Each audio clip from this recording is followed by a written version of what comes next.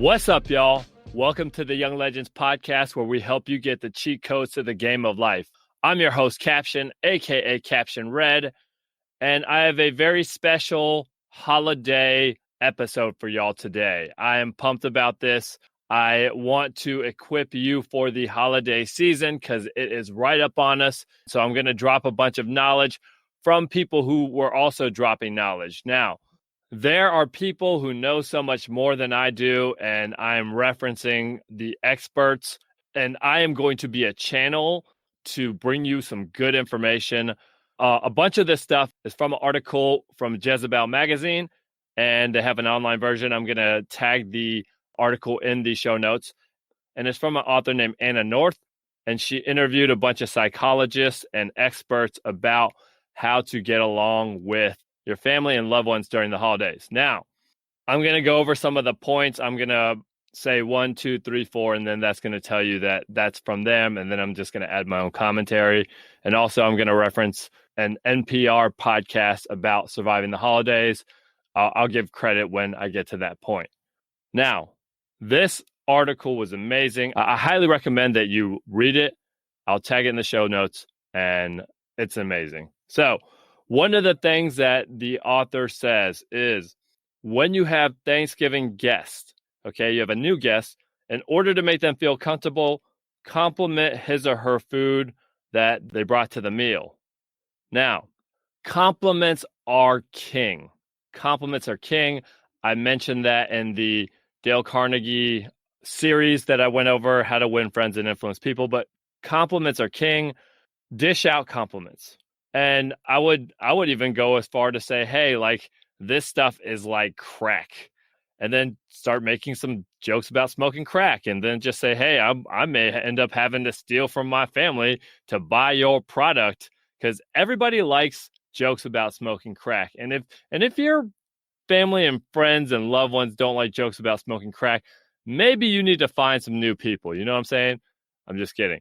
But give them a compliment if it's good. If it's not good, don't say anything, because here's the deal.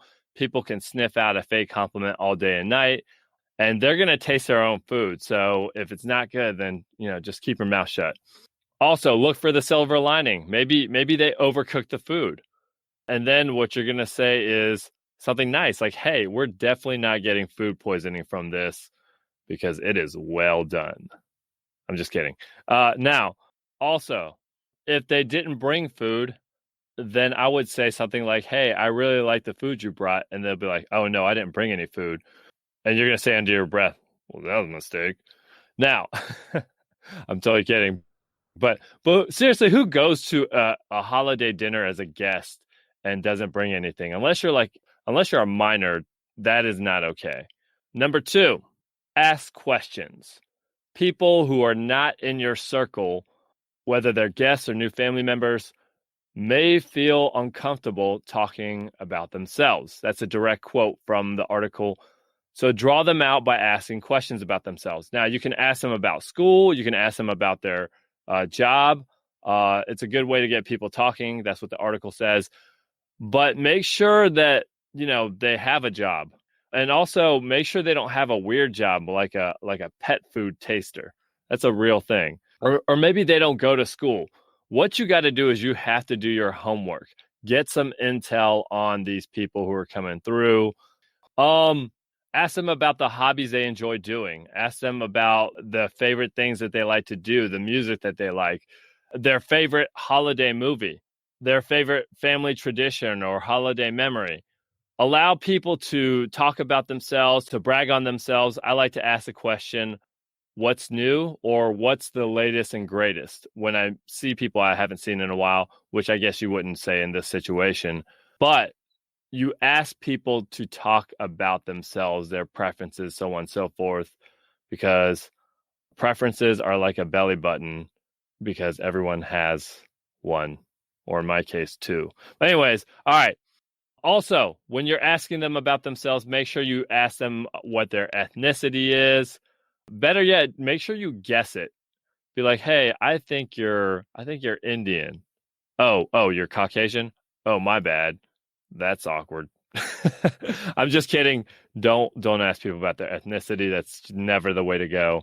Let them talk about their ethnicity if they want to. Number 3.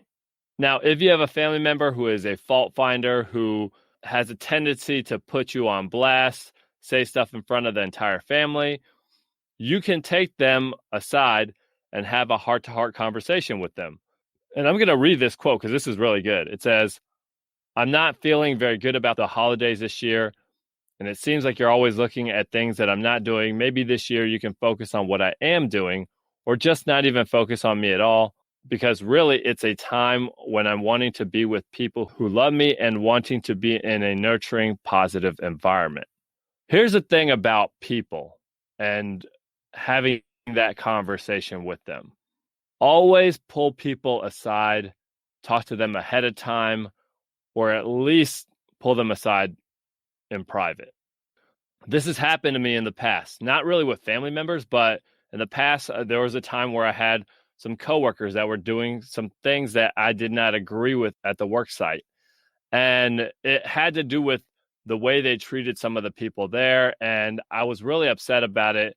And I didn't want to make this big scene. So after I witnessed it, what I did is I went and talked to them individually. And I think that's really important. And I was very mature. I said, "Hey, look, I don't think what you're doing is right." I stood on the moral high ground, which is always a good place to stand. And I don't think that we should engage this way to people who work with us or are around. And I expected them to respond poorly. I really did. And they didn't. And that was really awesome. I've had to do this with a boss of mine in the past. He used to schedule me, like, basically he would change my schedule and not tell me, and then I would be late. And it happened once, and I showed up and he wasn't there, and they're like, "You're late." And I was like, "Well, I didn't know my schedule was changed." Then it happened a second time and he was there. And so I just asked to speak to him in the back because I was working at the mall, and you don't want to do that in front of customers or coworkers. So I said, "Hey, can I talk to you in the back?" And he was really awesome, super dude. He was great. And I just said, "Hey, you know what? I don't mind you changing my schedule. I just need to know in advance in order to be here on time." And he was totally cool about it. He's like, "Yeah, you know what? I'm sorry. My bad. I won't do it again." Now, if people are reasonable people, they will be pretty cool about it as long as you step to them correctly. And even if they're not reasonable people, sometimes they turn out and respond in the way that you want them to because of the fact that you step to them correctly. Okay, number 4. Also, if the person is someone that you're not that close to, that having that conversation would be awkward, you can ask one of your family members to talk to them on your behalf. And when you do that, I mean, they don't even have to say, "Hey, so-and-so asked me to talk to you." You could just ask them to go to bat for you and say, "Hey, do you mind talking to them about that thing that they do?" And just kind of like make it like you're sticking up for me. And, you know, if you have people who love you, then they'll go to bat for you. Also, if you don't have someone to go to bat for you, what you can do is you can send them maybe like an anonymous threat, a note with ransom letters on it, perhaps. I don't know. That seems to work to get people's money. So maybe it can get your dignity as well. These are jokes. All right. What were we on? Number 5. Okay. If being direct with people doesn't work, take yourself out of that area, out of that situation. Excuse yourself to go to the bathroom, go make a phone call, go help out in the kitchen. That way, that person can't focus on you anymore. Now, there's a couple of ways that you can do this. And you can be direct and say, "Hey, I don't appreciate when you say things like that," or "Please don't do that," something along those lines. But the tricky thing that you're going to run into, and you can also let your face say it, but the tricky thing that you're going to run to is a power differential, right? Like, you can't necessarily have a situation with one of your uncles or aunts where you're kind of like, "Look, stop doing that." I mean, you can, I guess, but you might not be able to. That might not be the look that you want. So maybe the best thing is to get out of that area. Maybe that's the best thing, right? Because what that has to deal with is that's power differential, and they have years of life on you, and it's tricky. It really is. Also, And also, if you come back and they continue to do the thing that bothers you, you might need to be firm. Or also, what you could do, you could pull out a voodoo doll and start stabbing it with a needle. And then when they don't writhe in pain, just look disappointed and then just drop it and walk away. Yeah, it's a recipe for success. But no, in all seriousness, maybe you need to have a conversation with somebody and just say, hey, be firm. Please don't do that. You got to feel the situation out. Every situation is different and you got to feel it out. All right. Number 6, if your family member wants to talk about politics, that is a thing that happens all the time, and particularly this year. You can just kind of cut them off and just smile at them and say, hey, let's not talk politics, and you can change the subject. And then also after that, you can ask them what's going on in their lives and allow them to talk about themselves and their family members and so on and so forth. I read this article before I went to Thanksgiving dinner this past year, and it was super helpful. The host of Thanksgiving is someone I love significantly. Her family, they're good people. They are really good people. And so last year she tried to talk politics and she did. And then this year she did again. And I just had to say, hey, look, I really don't like talking politics during family gatherings. And I said, hey, if I answer you honestly, you might not invite me back next year. And she is such a good person that she didn't push the issue. And she did say something like, we can agree to disagree. And she kind of said a little something else, but then it just it petered out because she was just like, oh, he really doesn't want to talk politics. All right, we're going to leave this alone. Now, changing the subject.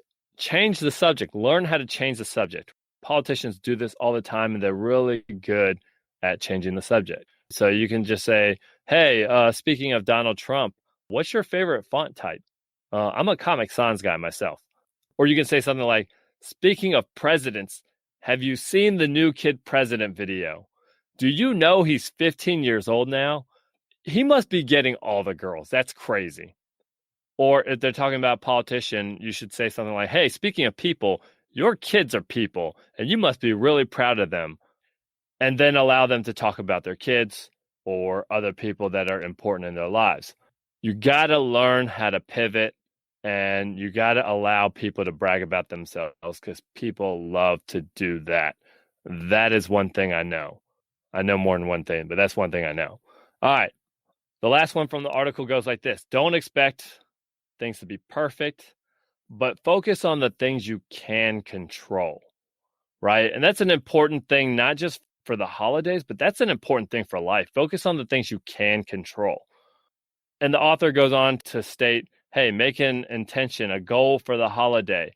What do you want to do? For example, hey, I want to spend time talking to my uncle, my favorite uncle, or I want to spend time playing with my little cousins, something along those lines.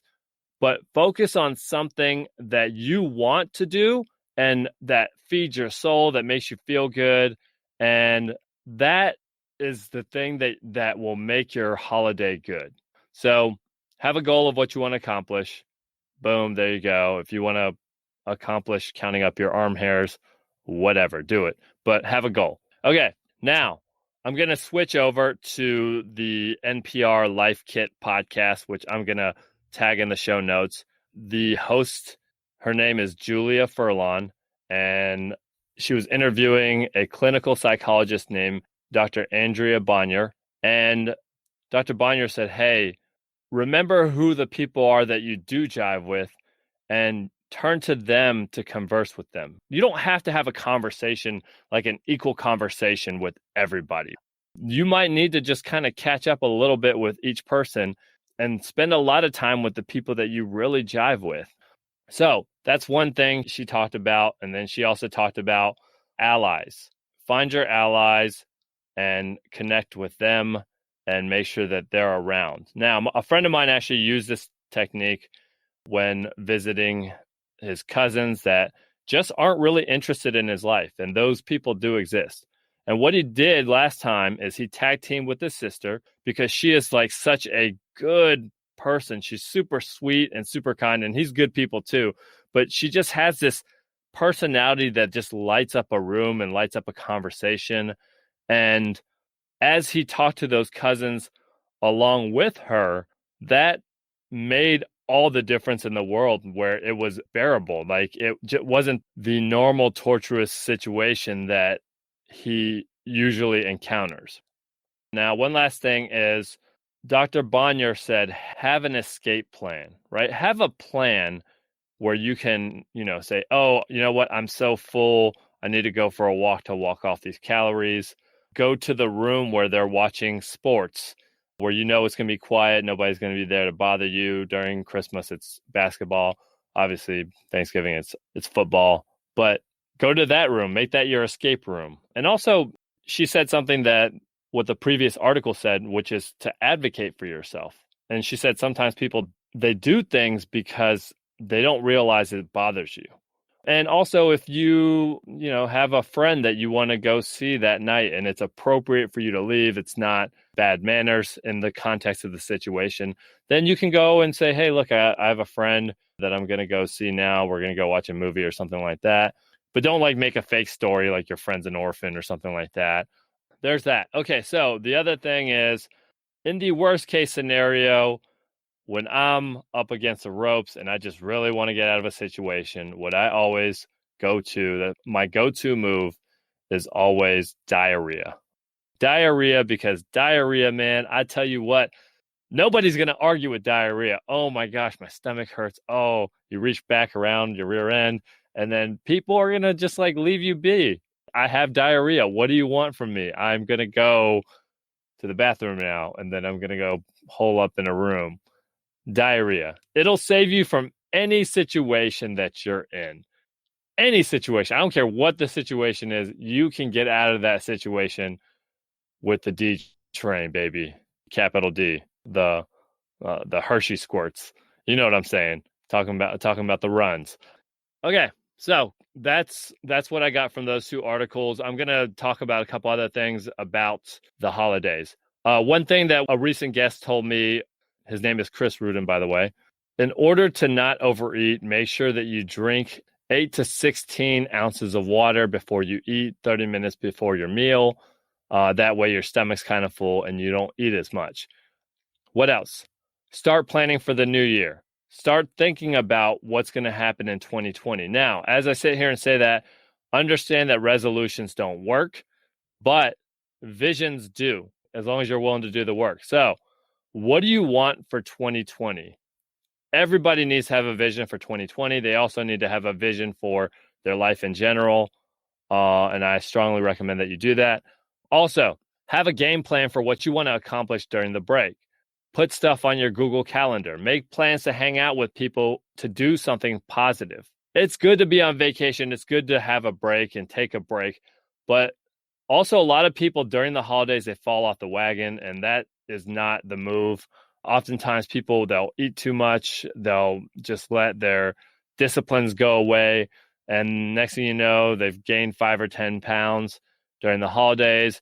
And what happens in the new year is, what they want to do is to lose 10 pounds, but then they put on 5 or 10 pounds during the holidays. So they really got to lose 15 to 20 pounds. And if you don't need to lose weight, then that's perfectly fine. But if that is a goal of yours, make sure that you don't fall off the wagon. Also, morning exercise routine. There's so many great benefits to exercise that I'm not going to get into all of them.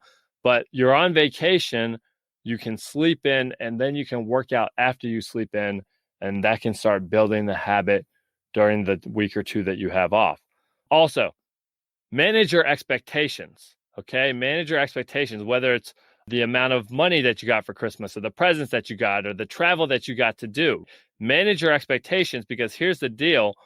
The holidays are not about what you get. I mean, that's a part of it. That's an element. But really what the holidays are about is they're about spending time with your loved ones, right? They're about the holiday spirit. They're about being cheerful. And honestly, I have a neighbor who has had a flat tire for 3 or 4 days. And I pull up to my house and I feel really bad, because I'm just like, man, if I got a flat tire, I could just throw a spare on there and then go up to the tire shop and get it fixed same day, but apparently they're having some financial difficulties and they can't do that. And so think about all the people in the world that don't have what we have. Like, we are doing really well and life is good. And you have to just think about that. Okay. So manage your expectations. Don't get a lot of high expectations of what you're going to get. Just be a person who's about spreading holiday cheer. Okay. All right. Also, make sure that you get things for Christmas that benefit your life and make you better. Now, if you're getting money, obviously that's very easy to take the money and buy the things that you need that will make you better. But if you end up getting a present and you don't like it, as long as it's not something super personal that you shouldn't return, I think oftentimes family members ultimately want us to be happy. And so if what they bought you doesn't make you happy, I think it's okay to go and do that. But you know your family better than me, so you make a decision about that. But when I say buy things that will help you become better, think about this: an outfit, a video game, gadgets, shoes, a jacket. Like, unless you really need a jacket, like you don't have a jacket or your old jacket is all messed up or something along those lines, you don't need all of this stuff. But if you turn Christmas into a time where you get things that will help make you better, help you level up. For example, maybe you need some workout equipment. Maybe you're a musician and you need some musical equipment. Maybe you need some software if you make beats, or maybe an instrument would help, something along those lines. Take the money that you get and buy boxing classes, right? Buy classes that will make your life better.